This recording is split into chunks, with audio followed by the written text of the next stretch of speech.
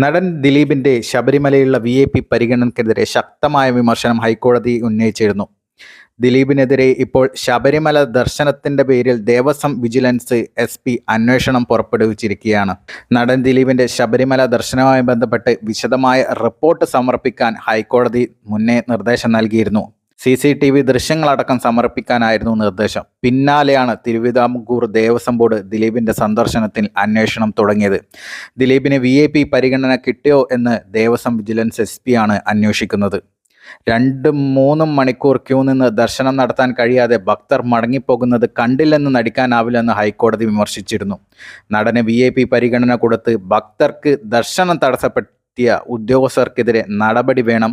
ദിലീപിനെതിരെ കോടതിയലക്ഷ്യ നടപടി സ്വീകരിക്കണം.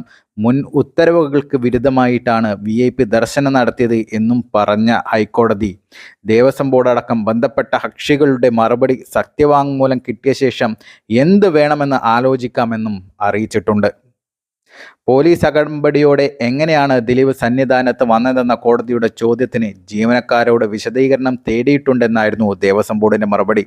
ഇത് സ്പെഷ്യൽ സെക്യൂരിറ്റി സോൺ അല്ലേ എന്ന കോടതി തിരിച്ചു ചോദിച്ചു.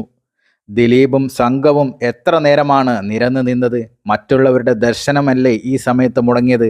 കാത്തുനിന്ന ഭക്തരുടെ കൂട്ടത്തിൽ കുട്ടികളും ഉണ്ടായിരുന്നുവെന്നും കോടതി പറഞ്ഞു. ഹരിവരാസനം പാടുന്ന സമയം മുഴുവൻ അവിടെ നിൽക്കാൻ ദിലീപിന് എങ്ങനെ അനുമതി കിട്ടിയെന്ന് കോടതി ചോദിച്ചു. കുട്ടികൾ അടക്കമുള്ളവർക്ക് ദർശനം നടത്താൻ കഴിയാതെ മടങ്ങിപ്പോകേണ്ടി വന്നില്ലേ? ദിലീപിന് സ്പെഷ്യൽ ട്രീറ്റ്മെൻറ്റ് എങ്ങനെ കിട്ടി? ജില്ലാ ജഡ്ജിമാർ അടക്കമുള്ളവരെ അവിടെ ഈ സമയം കണ്ടില്ലേ എന്നും കോടതി ചോദിച്ചു. CCTV ദൃശ്യങ്ങൾ ഉൾപ്പെടെ നാളെ തന്നെ കോടതിക്ക് കൈമാറുമെന്നും ദേവസ്വം ബോർഡ് പ്രസിഡന്റ് പറഞ്ഞിട്ടുണ്ട്. ക്രമക്കേട് നടന്നിട്ടുണ്ടെങ്കിൽ ശക്തമായ നടപടിയെടുക്കും. നിലവിൽ സന്നിധാനത്ത് ആർക്കും പ്രത്യേക പരിഗണന നൽകരുതെന്നാണ് ബോർഡിൻ്റെയും പോലീസിൻ്റെയും നിർദ്ദേശം.